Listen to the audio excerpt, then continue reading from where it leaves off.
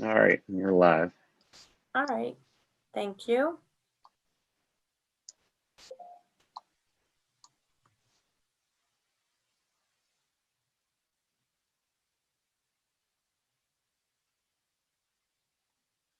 Okay. I'll be right back.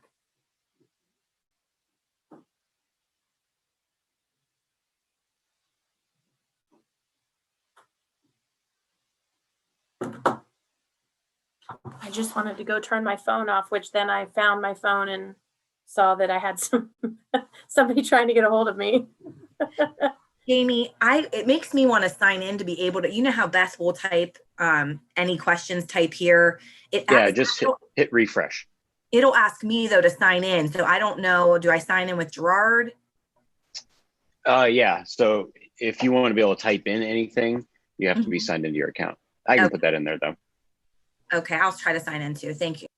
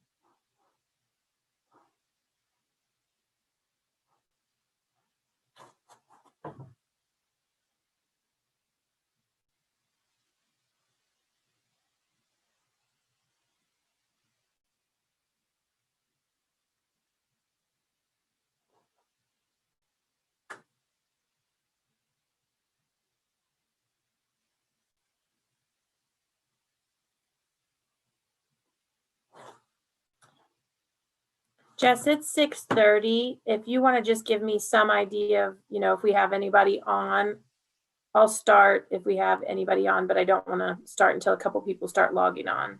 Sure.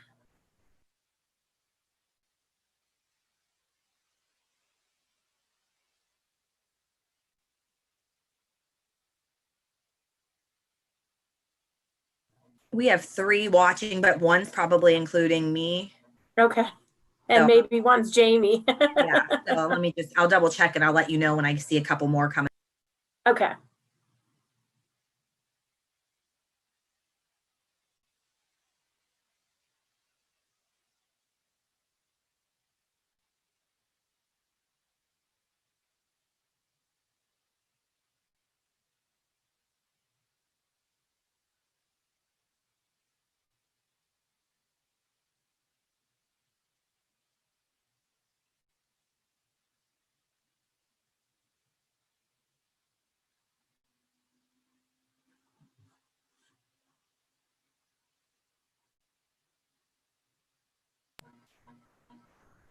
I'd give it like another minute or so because some might just go back and rewatch it. Okay. But it says 3 people. All right. Well, I may just go ahead and start because since we're recording it, they can watch it whenever. And I don't want to make the people who are watching wait. So yep. I'll just go ahead and get started. Thank you. You're welcome. All right. So thank you everybody for joining us tonight. Those of you that are here. This is our second session of Naviance training that we've been doing. This particular session is going to focus specifically on the career exploration portion of the Naviance program. I just want to start by saying to any of my students that are watching that I really appreciate you guys tuning in, and I'm super, super sorry that we didn't get to spend the last couple days with you. I'm really sad about that, as I'm sure you guys are. We were really looking forward to seeing you guys. So hopefully we'll get back in person soon, but just wanted to let you know that we do miss you and that we really are looking forward to getting a chance to see you back in the school. So as we mentioned in the previous program, or in the previous town hall, we have, as a school district, invested in a new program called Naviance. It is a really great program for our students, and one of the big things that it offers is some great career exploration. I am sure that all of us, students, adults, everyone has heard this question so many times, right? What do you want to be when you grow up? You still get that asked, you get asked that question even, late into your 20s. And the answer is not super easy. It wasn't easy for us, my generation, when we were younger, but it is much, much, much more difficult for the current generation of students coming through our buildings, because the job opportunities are endless. And it's difficult to know what you want to do because there's just so many opportunities and so many different options. So that's why a really robust career exploration program is super important for students, because it's difficult to know what you want to do and also how to get there. So why is career exploration important? One of the big reasons that career exploration is important based on research is that it really helps students develop a sense of purpose with regard to their education. So many times they may seem like they're in a class that, doesn't make sense to them, or why do I need to know this? But if I know what I'm going to do with my future, a lot of times those classes start to make sense. It really helps us in guiding their course selections as well. It's interesting to me because both of my children coming through high school really felt strongly that they knew what they wanted to do. One of them is still only a freshman in college, so we'll see if she changes her plans. But my son, who is now a sophomore in college, decided to change his major prior to going into his freshman year. He always thought he wanted to go into a science field, and then he changed to business.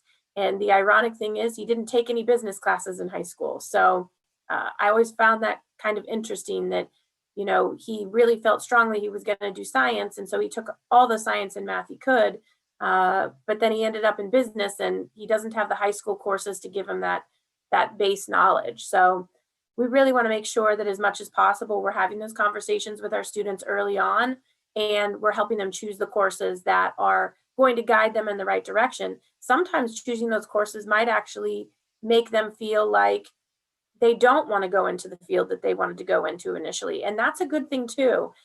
Sometimes it's more important to know what you don't want than it is to know what you do want. So we also really want to encourage our students to identify volunteer and internship opportunities.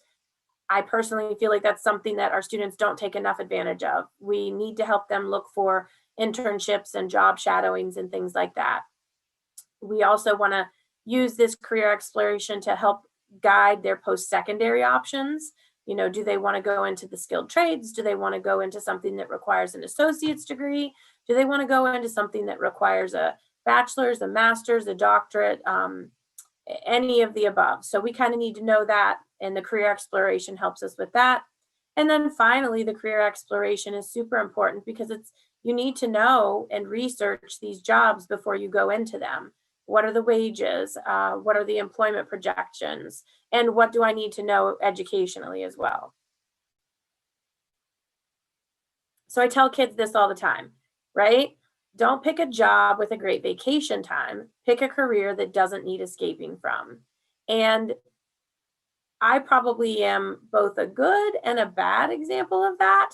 I love my job. And because of that, I often have times where I struggle to find the balance between work and personal life, because I love my job so much that I'll keep doing it even when I'm not necessarily within my work hours. That's a good thing, but it's also kind of a bad thing sometimes too. So I struggle with that, but I tell kids all the time, find a job that you really want to do. And you hear people say, find a job you love and you won't work a day in your life. Well, I don't know if that's actually true. There are definitely days where I feel like I'm working, and I don't want kids to think that work doesn't feel like work, because it does. But find a job that you aren't trying to escape from. And if we do the right preparation, we can help you in that process. The career exploration process really has 4 very important steps. We really want our students to learn about themselves. After learning about themselves, we want them to identify possible careers, career options, or even career clusters. That's equally important. Then we're going to begin doing a lot of research on those careers, and we really want them to get some experience, as I mentioned before. That's not just volunteering. Sometimes it needs to be a little bit more than that. So with the experience part of it, we really encourage them to talk with friends and family. Sometimes people in your family or close friends have a lot of information about a career that you might be interested in going into. And who better to talk to you about that career than somebody who knows you really, really well. Do your own research. The research that you can do now with the internet is just endless. It's a little bit of a black hole. And even within our Naviance program, it kind of becomes that way. But do make sure you're doing your research. We really want students to network and job shadow. We want them to talk and observe people already working in the field. And I want to kind of make a clarification that networking and job shadowing are different than mentoring. And so mentoring is something that I really try to encourage our students to do. I heard a quote somewhere, I don't know who said it, but they said, find someone who has your dream job and ask them if you can work for them for free for 90 days. At the end of that 90 days, if they don't want to hire you, you still didn't lose anything, because the experience that you've gained in those 90 days is so much greater than any pay that you would have received. So I really want kids to understand that job shadowing and mentoring are 2 very different things. I encourage those kids to get in there and get a real day-to-day experience of what that job is like, because job shadowing sometimes one day for a couple hours doesn't give you an accurate picture of what you would be doing on a day-to-day basis. So how do you learn about yourself? Well, one of the really fun and interesting ways is through our Naviance self-assessments that we have. I'm going to go to that page real quick. So when our students are on the Naviance homepage, and I guess I will show you very quickly how to get to that homepage, just in case our students don't know how. Sorry, you're going to go to Google. And from the apps here, or some of the kids call it the waffle, you're going to click on this. They're going to scroll all the way down to the Naviance student, and they will click on Naviance student. And it should, as long as they're signed into their Girard City schools, log them in directly into the Naviance account. So once they get to this Naviance account, they can go to this tab right here that says About Me. And I know this is a little confusing because I said we were talking about careers, but for this particular part of the careers, we need to go to the About Me. We need to go to My Assessments. And if you see, there is an entire list of assessments here. Now, depending on the grade level of the student, they may not have all of these assessments. For instance, the Strengths Explorer is one that we limit to, I believe, only juniors and seniors, because that assessment can only be done one time and we cannot reset it. And we feel like junior and senior year is probably a little bit more appropriate time for them to do it. As we get to know this program better, we might offer it to our sophomores, but we really need to get comfortable with the program before we do that. So they will see these assessments here. And as I'm talking about some of the different parts of career exploration, the assessments directly link to those. So the Do What You Are is an assessment that evaluates your personality. It actually evaluates multiple different pieces of your personality. The MI Advantage is a multiple intelligence assessment. So it talks about some of your strengths and the things that you believe you're good in and that you find important. Obviously, a learning styles inventory will take you through what are the ways that you learn best. The Strengths Explorer is just that. It helps you identify your strengths. It's one of my favorite assessments that I've done, but it is only available to juniors and seniors right now. The career key is just a career assessment. It's a pretty simple assessment, and it's really a little bit more junior high focused. The career interest profiler will give you your Holland code, which we'll speak of a little bit later, and that identifies your top 3 areas or top 3 areas of interest and gives you a code for those and tells you what careers might be good for you. And then the career cluster finder just helps you find those more broad ranging clusters of careers.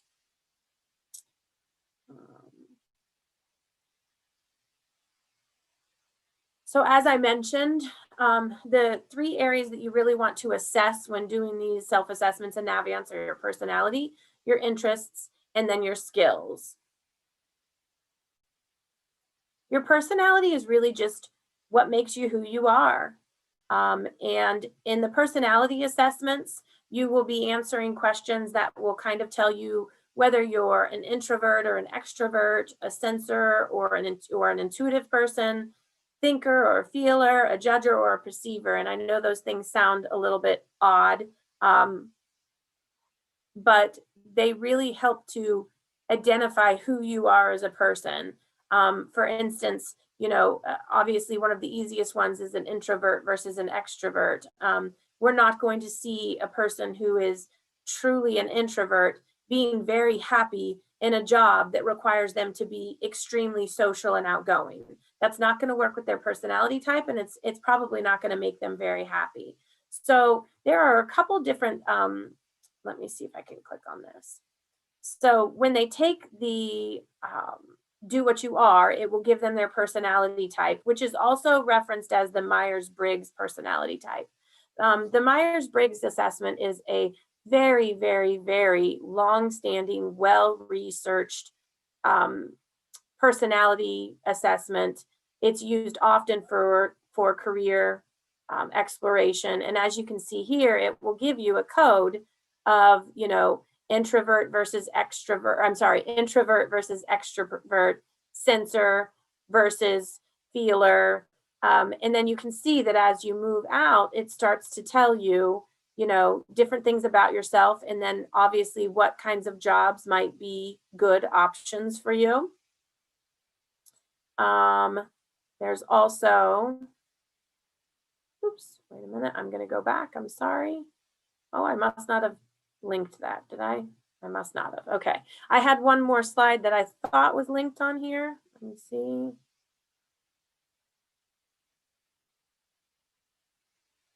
There we go.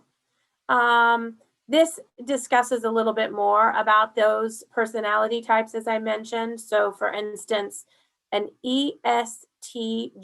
So this is an extrovert who is a sensor, a thinker, and a judger.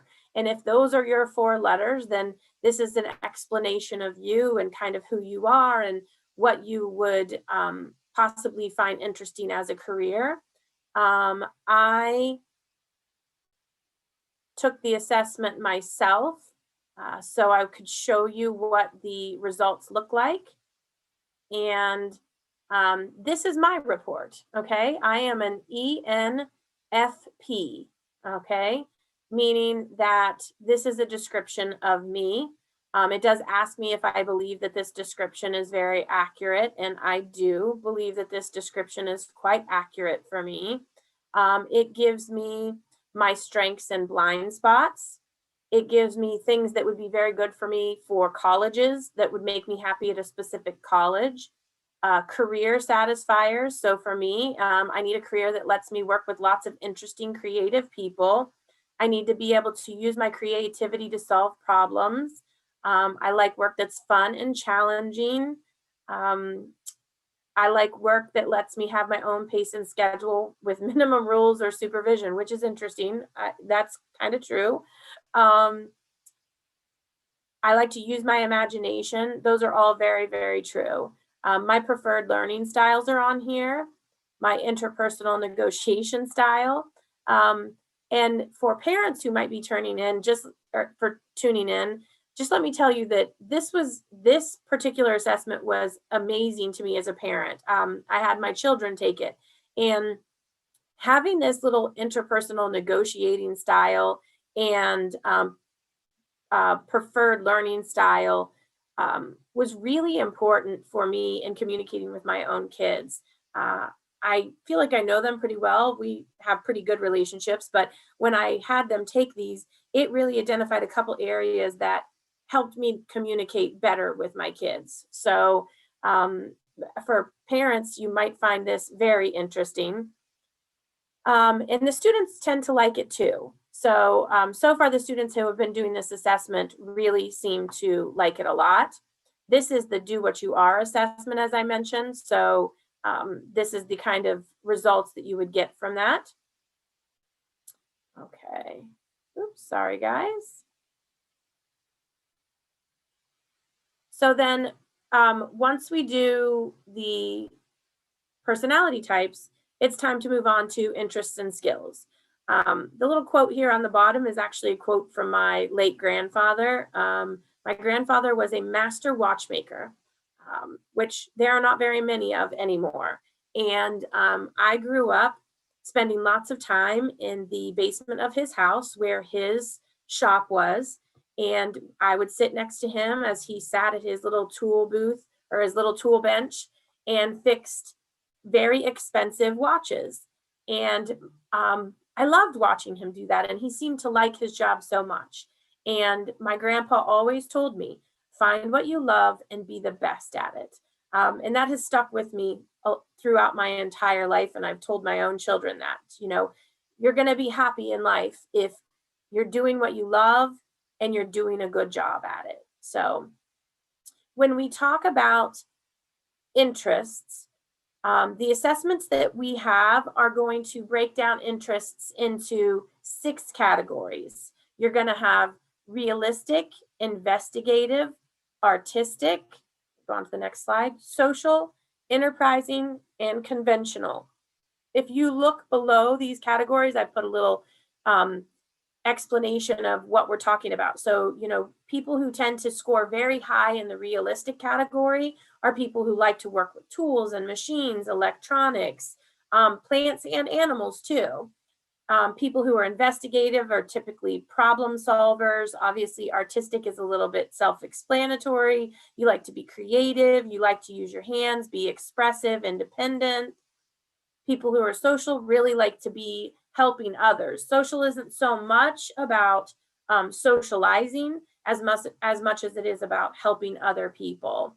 Enterprising is very much about like leadership skills. It's also people who value like success and politics, leadership, things like that. And then conventional is a little bit more like working with numbers and records and Excel sheets and all of those sorts of things. So your Holland code from doing the, let me see for just one second. Your Holland code from doing the career interest profiler will give you, doing the career interest profiler will give you a Holland code, which will be, maybe an S, an E, and an I, or whatever that is. I don't think I actually did that assessment myself, so let me check and see. I did not, so I can't show you that one, but you'll get a code, and then based on that code, you can start to search careers in Naviance, and I will show you that in just a moment. Naviance breaks our career clusters into 16 different career clusters. Again, I will, after I get done with these few slides, we'll go into Naviance and I'll start showing you around and navigating around so you can see all of these things.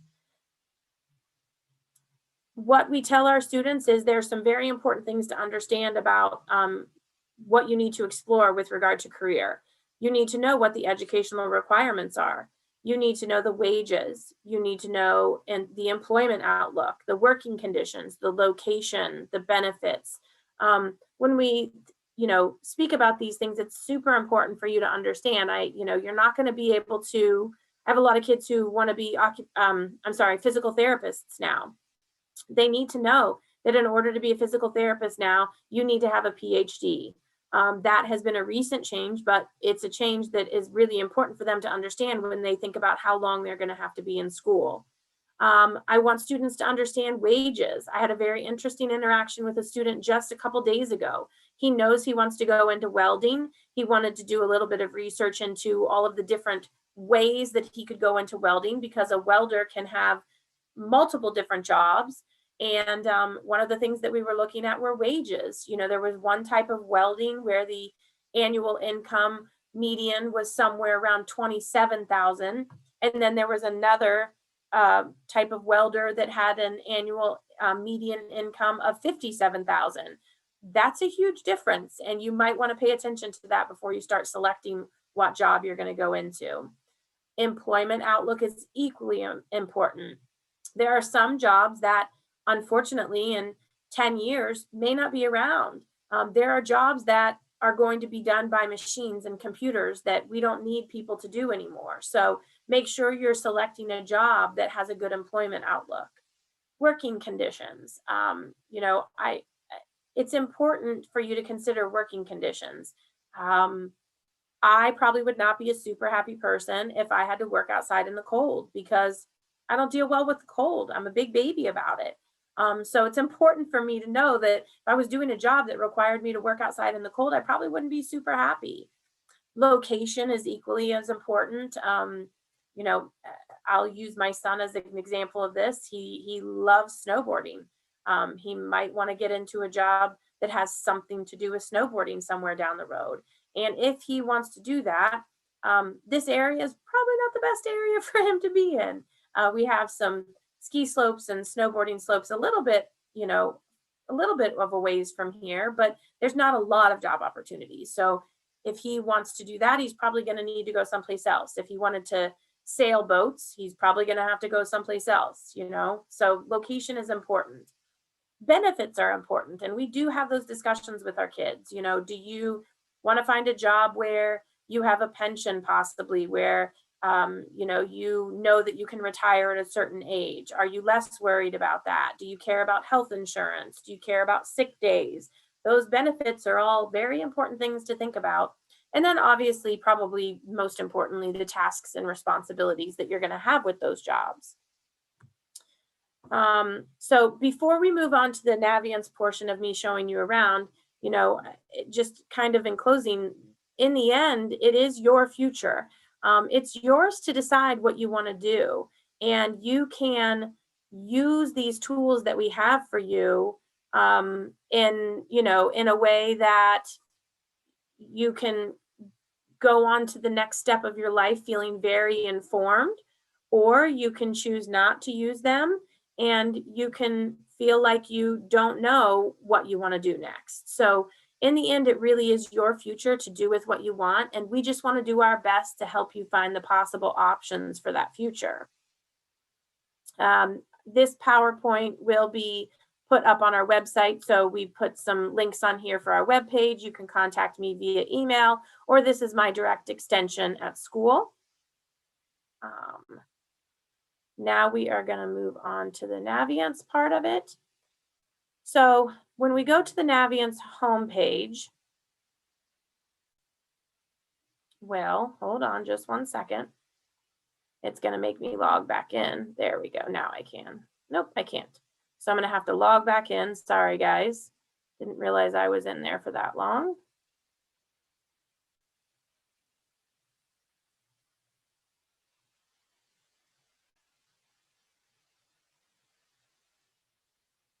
All right. So when we go into the Naviance homepage, the main thing that we're going to talk about today, other than the assessments that are all found in the About Me tab, again, that's About Me and My Assessments. I guess really quickly, we'll just go over what these look like and how simple they are. I'm not going to be able to go through the Do What You Are because I have already done that, but let's do this one. It gives you a quick little introduction. You hit start. And then it starts to ask you these questions, right? How would you feel about it if you were to maintain the grounds of a park? Like, not sure, dislike. Then you just answer all of these questions. And then it saves your progress and it saves your answers. So, and then the nice thing about this is if you do this test now, but then let's say in a couple of years you would like to, or even next year you want to redo it, we can reset for everything except for the strengths inventory. We can reset and you can take this multiple times. So don't be afraid to play around with it and see what you get. I'm going to go to my assessments real quick and do the do what you are so that you can see. So here is my personality type that came up. It talks about me, tells me what I am. I can see the full report, or here's the other part that we like is that you can go to see related careers. So for instance, all right. So the good news is that this is probably pretty accurate. You can see it says I should probably be a mental health or substance abuse social worker, or maybe a counselor or psychologist, or work in some sort of teaching and education. So probably I'm in the right job. Oh, look, there we go. School or vocation counselors. So based on my results, I'm probably in the right job. But if I'm a student and these come up, once I look at these, I can actually click on a link and it will take me to this screen here, which I'm going to show you in a different way as well, but it'll take us to this screen. So like I said, once you do these assessments, you have your attached careers and you can do all the career exploration that you want. Now, if you haven't done any assessments, you can still explore careers. You can go to the careers homepage and you can go to explore careers, or even just as simply, you can type anything in this little box. So if I wanted to look up counselor, I just type it in, and then a list of things that are related to counselors all come up over here, and I can click on any of them that I want to click on. So let's just say I want to click on clinical counseling and school psychologists. So if I click on that, it gives me a job description. It gives me the interest code of social for this one, which usually you'll see 3 here. So that's a little bit interesting. I can click on these are clickable tabs. So it'll tell me what knowledge and skills are needed here. Now, this is a very interesting one. This, for some reason, is not giving me information here, which it usually does. So let me go back and see if maybe this is too broad of a category. Maybe I will click on, let me see. Okay, let's just look at school counselors. Here we go. So here we go. Here's 3. So it says social, artistic, and enterprising. That's the Holland code involved with that. And so if I took my career interest profiler and it told me that my code was SAE, then that would give me the indication that this is a good job for me. I have not taken the career interest profiler yet, so I don't know what my Holland code is. But based on my do what you are personality type, this is also a very good career for me. So you can see I actually have already favorited this. If I hadn't, it would look like this. We encourage our students to favorite anything that they even remotely think they're interested in. And I will show you that in a little bit about why, but I'm going to favorite that. I can look at knowledge and skills. So here are the most important skills for this career. I have to have active listening. I have to have the ability to communicate well with others, good reading comprehension, social perceptiveness, decent writing skills. So you can see those are areas where typically I probably feel I do okay on those. So might be another reason why this is an okay job for me. Tasks and activities, you can see it'll list all the typical tasks, the most common work activities, and these go down pretty far. There's quite a few on here if you see. So, you know, look at this list of activities. Typical tasks for school counselor, there you go. There's a lot of them there because we do a lot of different things. So that is a pretty long list. So you can look at the tasks and then you can look at wages. And so this says that the average wage in our state is 57. Now, I tell kids all the time, bear in mind that that is not the average starting pay. That is the average wage. So that is taking into consideration the people who have been doing this for 35 years and also the people who are just getting started. So as a student going in, don't feel like you're going to walk in and make $57,000 because that's not accurate. But you can look at this 90% mark. At least 90% of the school counselors made this amount. So that is probably a fairly accurate number for you to look at with regard to the starting pay for a particular job. All right. And actually, I'm going to jump somewhere really quick, and I'm sorry, I meant to do this earlier, but one of the things that we try to tell kids a lot, the U.S. Bureau of Labor and Statistics has some really great information about jobs. And so this is one of the reasons that we talk to kids about why it's so important to do career exploration. But if you look at the Bureau of Labor and Statistics says that there's approximately 103 occupations that are going to be available from 2019 to 2029 that require no formal education. And within those jobs that are listed, these are some of those jobs. Within those jobs that are listed, what you can see here is the average median wage, or the annual median wage, okay? You can see construction workers, actually, that's not too bad, but you can see most of these are spanning in the low mid 20s. A couple of them get up near the high 20s, and a couple into the 30s, but for the most part in the $20,000 range. Now, if we just look at, now this is saying that you don't even have to have a high school diploma for this, okay? Now, if we scan down and we look at the 322 occupations that do require at least a high school diploma or a GED, okay?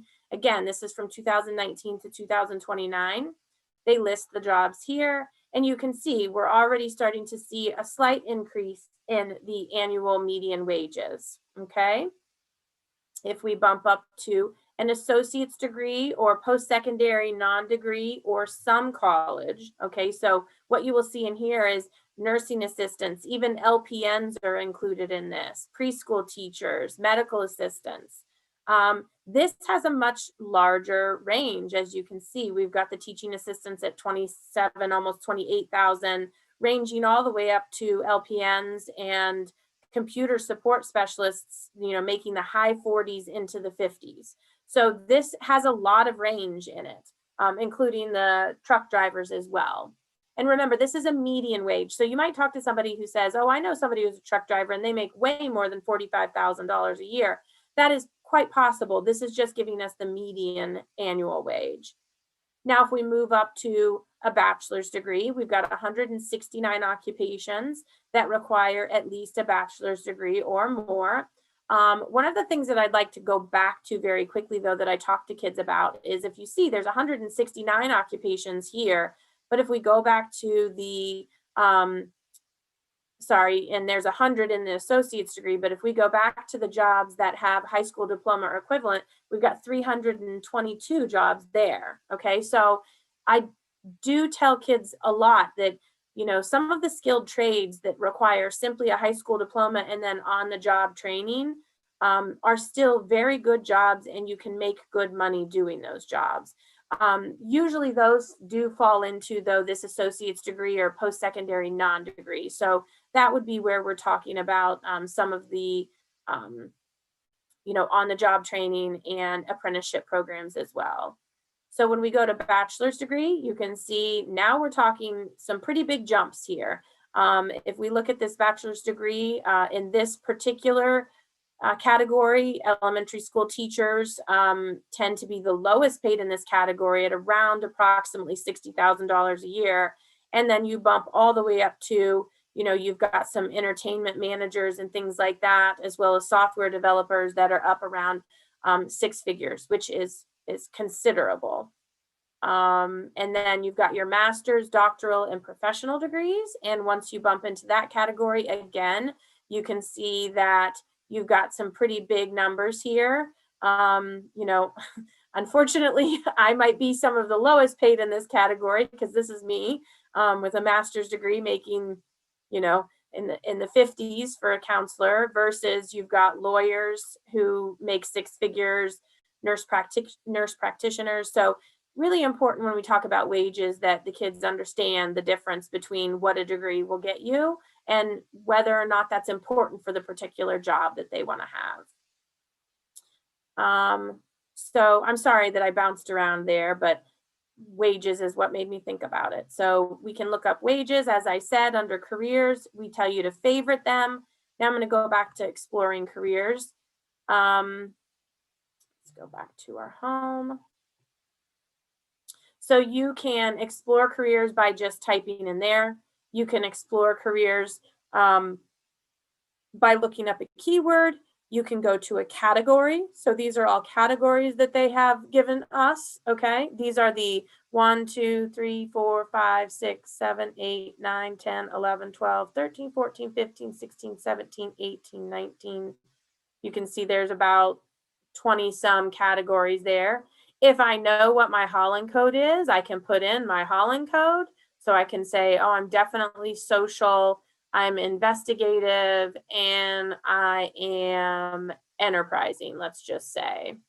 So I can put that in, and then it's going to give me some options over here to explore. Again, I can just click on those and it'll take me to that screen to explore more. Or if I don't want to explore the actual careers specifically, I can go down here and I can look at different career clusters and pathways. Okay. You will see here there are 16 career clusters, as I mentioned earlier. Let's just say that I am interested in law and public safety.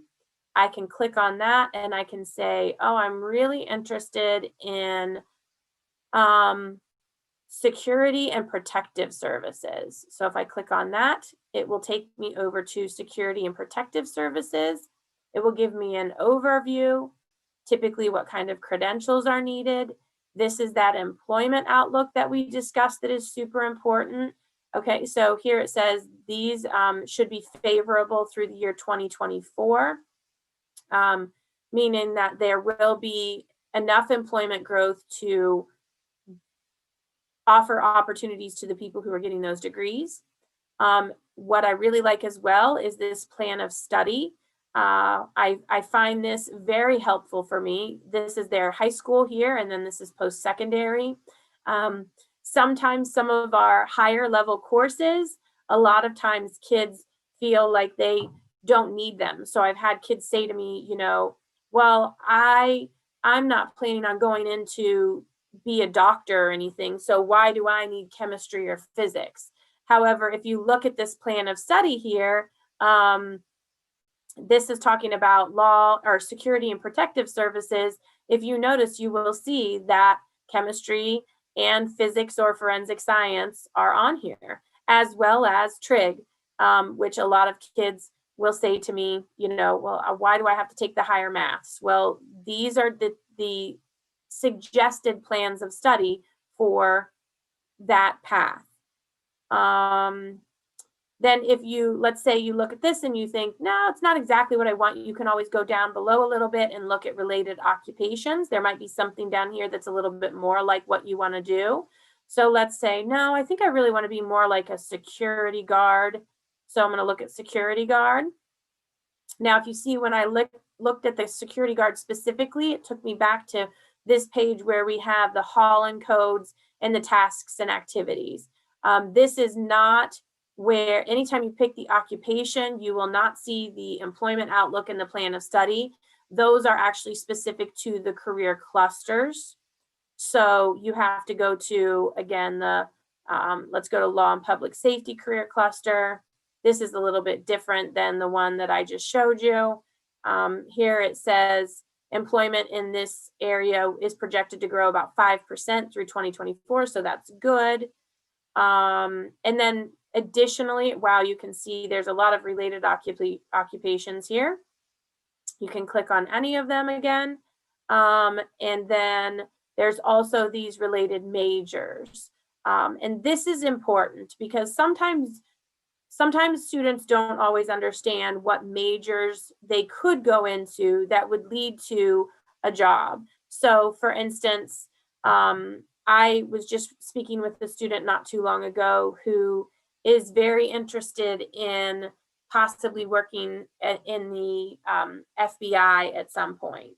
And as we started going down this rabbit hole and looking at all the different majors that he could do, it kind of became apparent that maybe political science was the best major for him, because it combined a whole bunch of things that he was interested in and left him lots of options for what he could do after he graduated from college. That if he wanted to pursue that FBI path, he could, but it also left him other options in possibly going into law, which he was interested in, or some sort of like investigation or something like that he's interested in. So political science was a major that was good for him that he had never really thought about.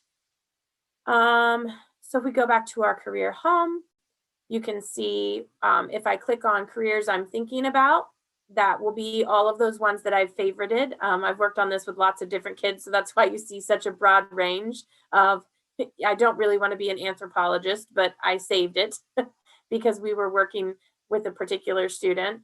So if I go on my careers I'm thinking about, then I'll find my favorites here. If I haven't already completed the career interest profiler, I can just access it from here as well. That'll take me straight to the career interest profiler. And then one other really fun thing about this Naviance is this Road Trip Nation. I actually love this Road Trip Nation. So this is just, it's very, very minor, very quick, but you can go on here and you can say what your road is, okay? So you can say,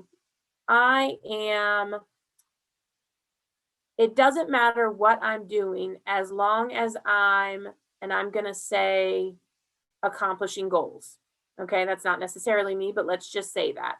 I lose track of time when I'm learning about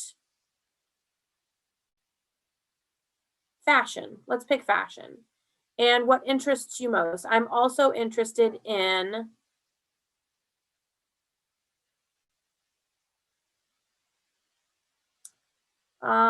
let's say I'm also interested in entrepreneurship, okay? So if I say my road is all about accomplishing goals and exploring the world of fashion and entrepreneurship, then it lists all of these people who have been down that path in some way, shape, or form, okay? And it tells you what they are. Co-founder of Life is Good Clothing, co-founder of Reef Clothing, Spider Ski Apparel. I love my spider jacket. So let's see what this guy has to say. So we click on him, and you can see that there are some excerpts from a video with him, and these are all different things that you can click on. It tells you a little bit about them. So let's say,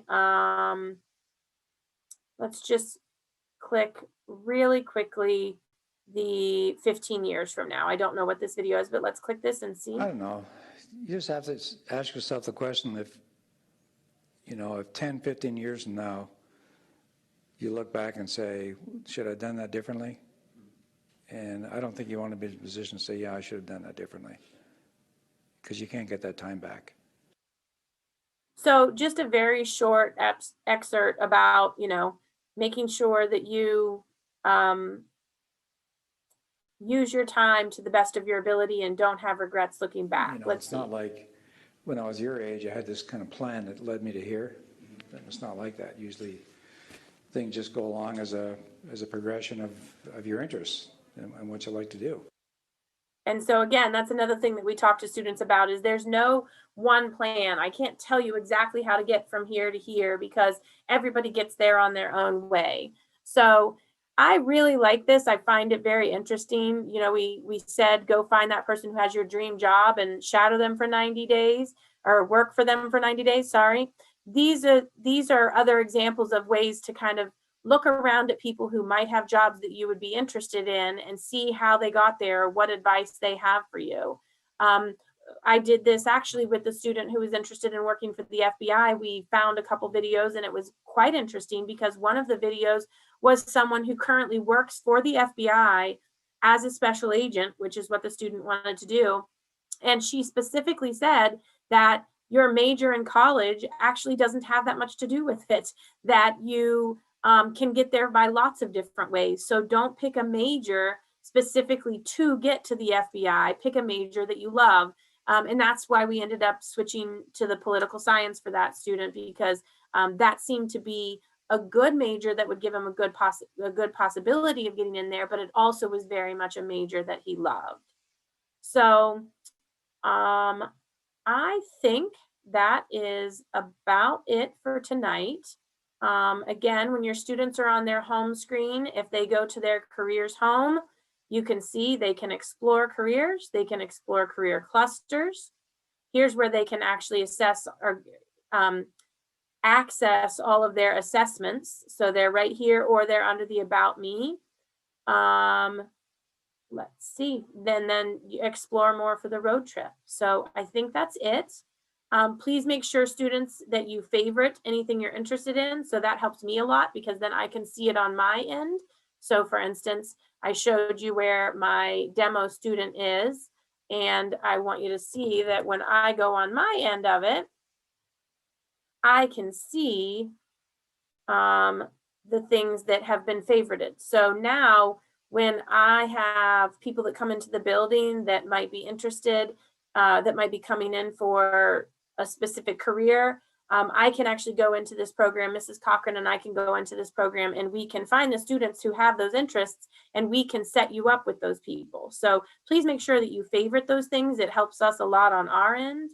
Mrs. Krumpak, do we have any questions? No, we haven't had any questions. Thanks. Okay. All right. Well, then I think we're good to go. Thank you guys so much for joining me. I appreciate it. And I hope you all have a good night.